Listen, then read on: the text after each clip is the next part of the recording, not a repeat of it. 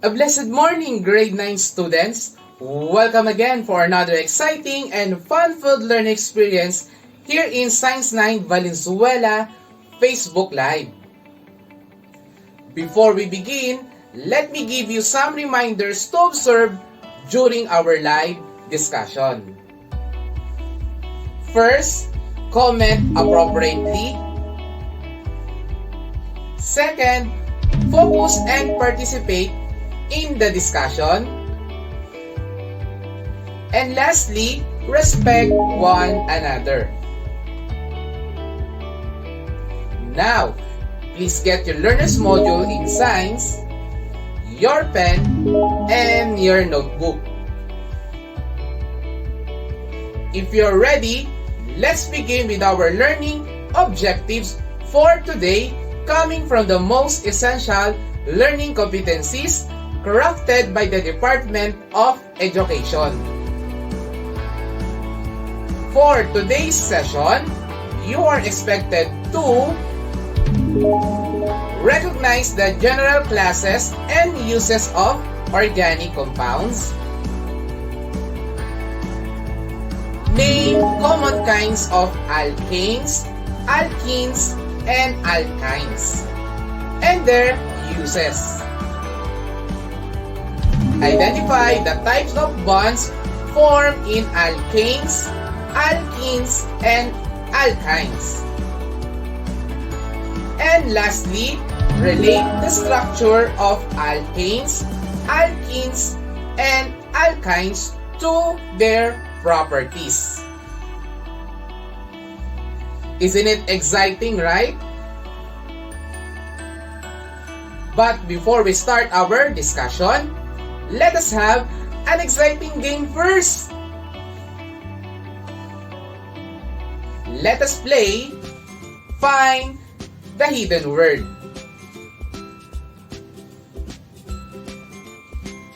You will find the hidden word out of these given clues.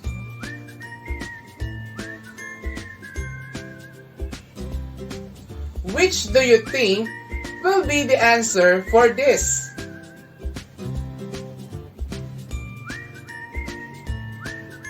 The answer is atom. Did you get the example? Oh, I know you do. Now, it is your turn. You will be given 10 seconds to comment on your answer for each item. This is number 1. The timer starts now.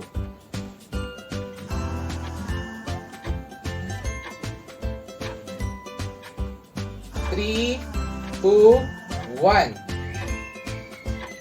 Time's up. The answer is organic. Great job, learners.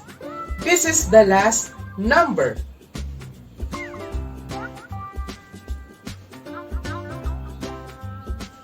The timer starts now.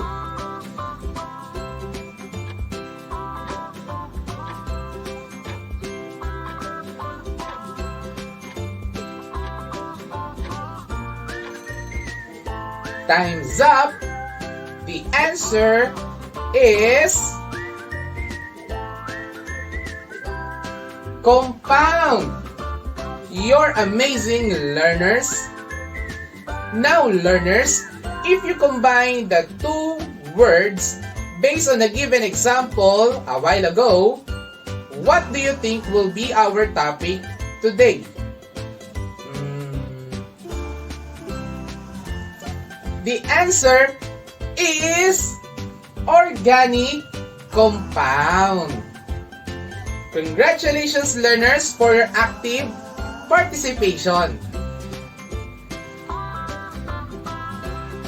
Alright, learners, let us explore what is organic compound.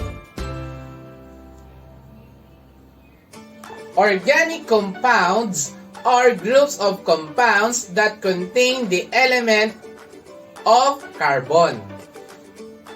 Organic compounds contain carbon and hydrogen combined with the other elements, namely nitrogen, phosphorus, sulfur, and elements in halogen groups. Okay, class, what do you think are some useful examples of organic compounds? Oh, the answer is ethyl alcohol, acetone, gasoline, naphthalene, acetic acid, vanillin, acetylene, and esters are just a few examples of many useful organic compounds. Okay, class, where do organic compounds produce? Organic compounds are produced by plants and animals. Another is carbon-containing compounds can also be produced artificially. Alright, class, I have another question for you. What organic compounds are produced from petroleum? Oh, class, the answer is liquefied petroleum gas or LPG, gasoline, lubricating oil, and kerosene.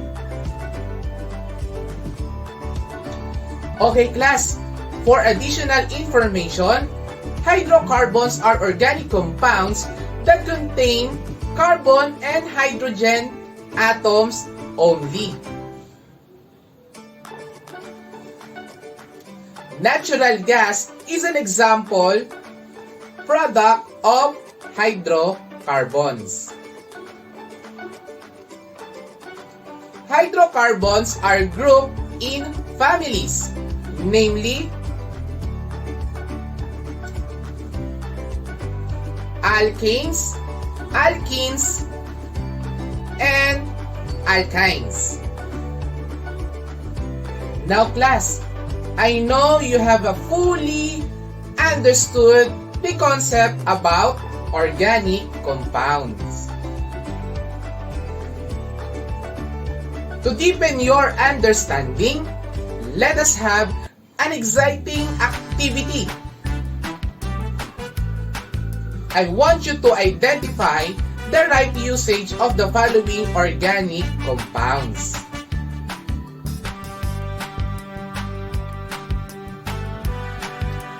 Choose your best answer on the box. You have 5 seconds to comment on your answer. Are you ready? Let us start. Number 1.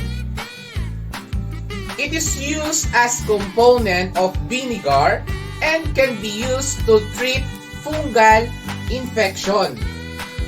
You have 5 seconds to comment on your answer. The timer starts now.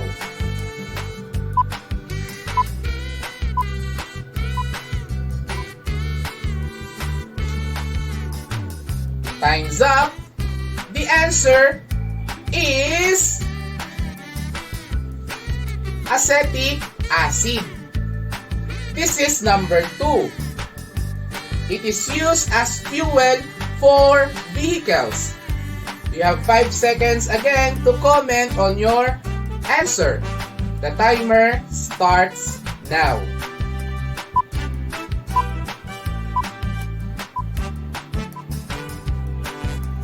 Time's up. The answer is gasoline. This is the last number. It is used to remove nail polish. You have 5 seconds to comment on your answer. The timer starts now.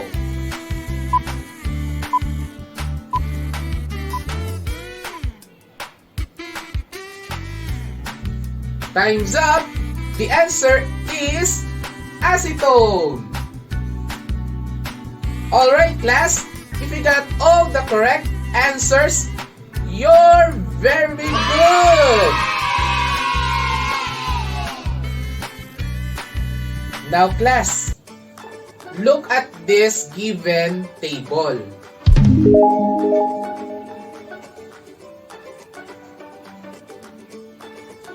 There are 3 tables present, which are alkanes for table 1, alkenes for table 2, and alkynes for table 3.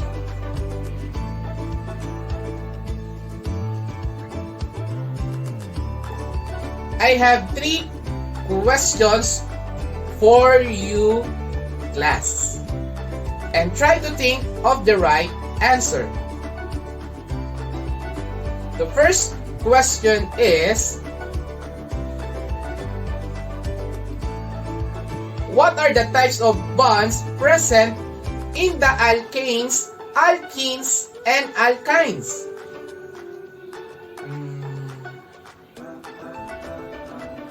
What do you think is the answer? Oh, I know learners, you have your best answer. The answer for that question is single bond for alkanes, double bond for alkenes, and triple bond for alkynes.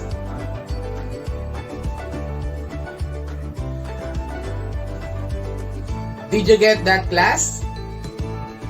Oh, I know you do. Now class, for the second question, what pattern do you observe in terms of the base, number of carbon atoms, and boiling point of the alkanes, alkenes, and alkynes?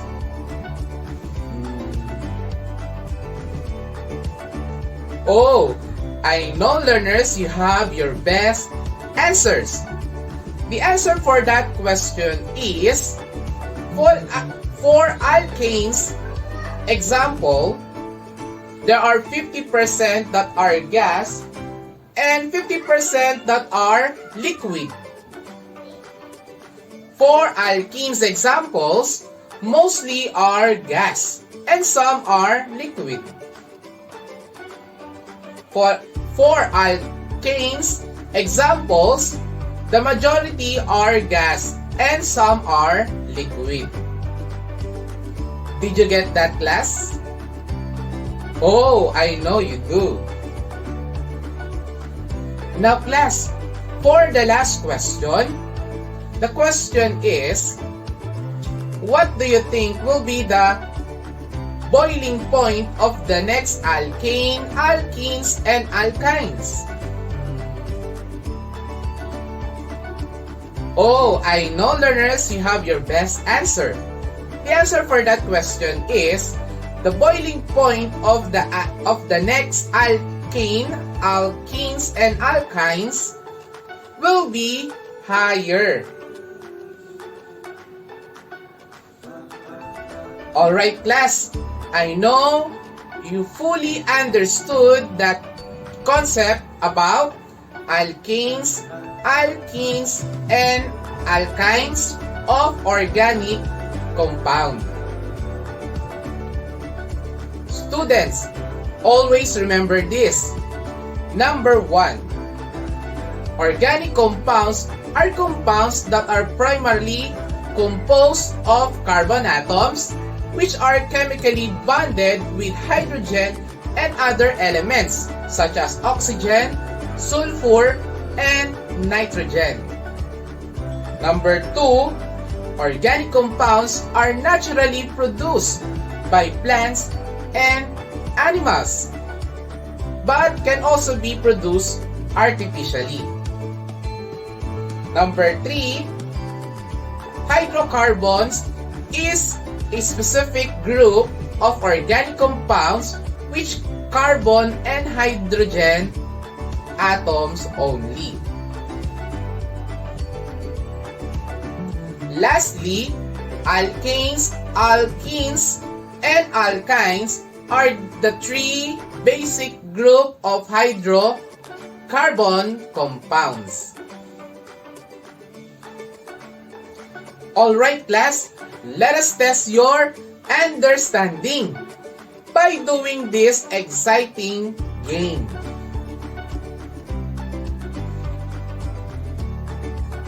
The title of this game is Fact or Bluff. I know most of you are familiar with this game. I want you to comment fact if the statement is true, and bluff if the statement is wrong. You will be given 5 seconds to type your answer in the comment section. Okay, let us start. This is number 1. Hydrocarbon is composed of hydrogen and calcium. Is it fact or bluff? The timer starts now.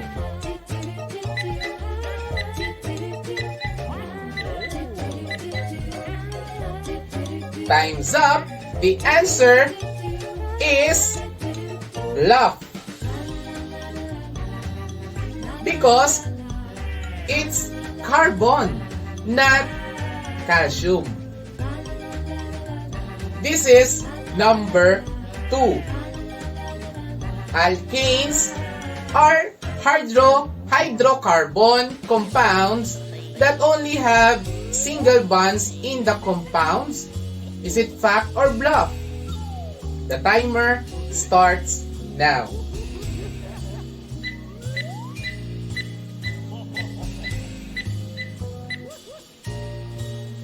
Time's up. The answer is fact. This is the number 3.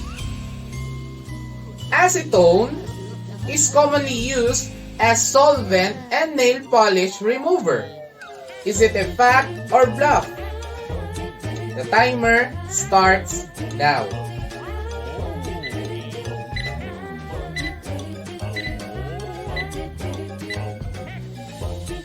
Time's up.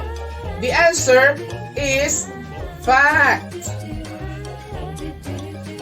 This is the number 4. Boiling point is the temperature at which a liquid evaporates or becomes vapor. Is it a fact or a bluff? The timer starts now.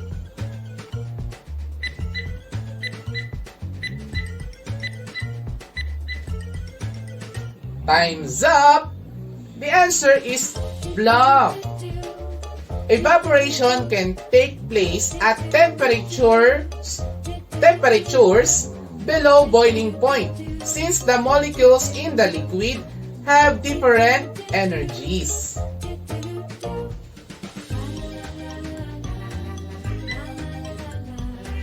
This is now the last number.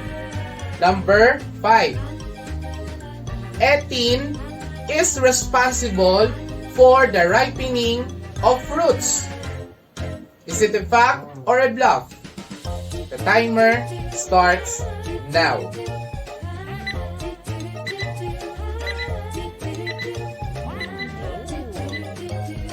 Time's up. The answer is bluff. It's ethylene, not ethene. Alright, learners, congratulations to those who got above 3 scores. Okay, class, it's Q&A time. I will give you 1 minute to type in your questions in the comment section below. And later, I will answer your question. But this time, instead of 3 questions, I will only pick 1 best question in the comment section. Okay, class, the timer starts now.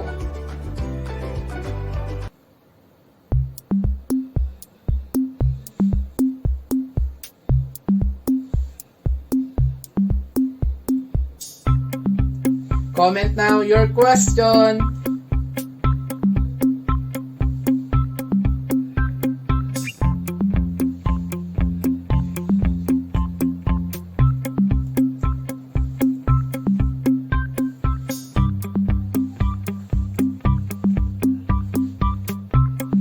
Comment now your question.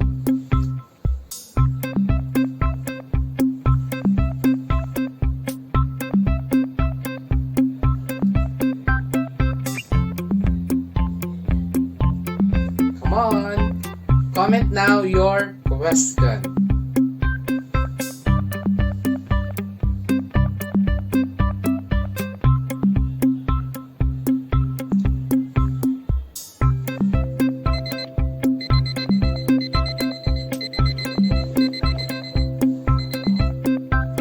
Time's up! Alright, let us now read the best question in the comment section.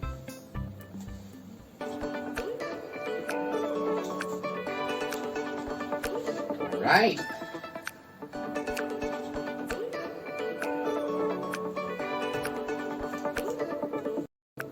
The question is,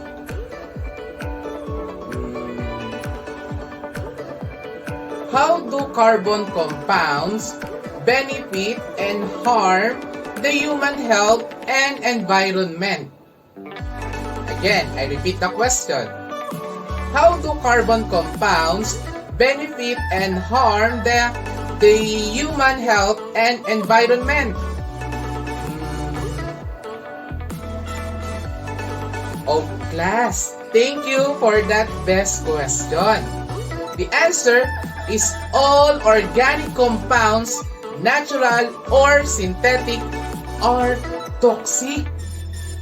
Contact either with liquid organic compounds or inhalation of the vapors they emit into the air is hazardous. In general, these compounds can irritate and damage the skin, eyes, and respiratory tract, cause a narcotic effect on the nervous system, and damage internal organs such as the liver, the kidneys. That's all. Okay, class, did you get the answer? Oh, I know you do. To know more about our topic for today, your subject teacher will give you more information about it. Alright, class! Thank you very much for watching our session in Science 9 Valenzuela Facebook Live. I hope you learned and enjoyed this session. Again, this is Mr. Rogelio Rivera, your science teacher. Take care and God bless everyone.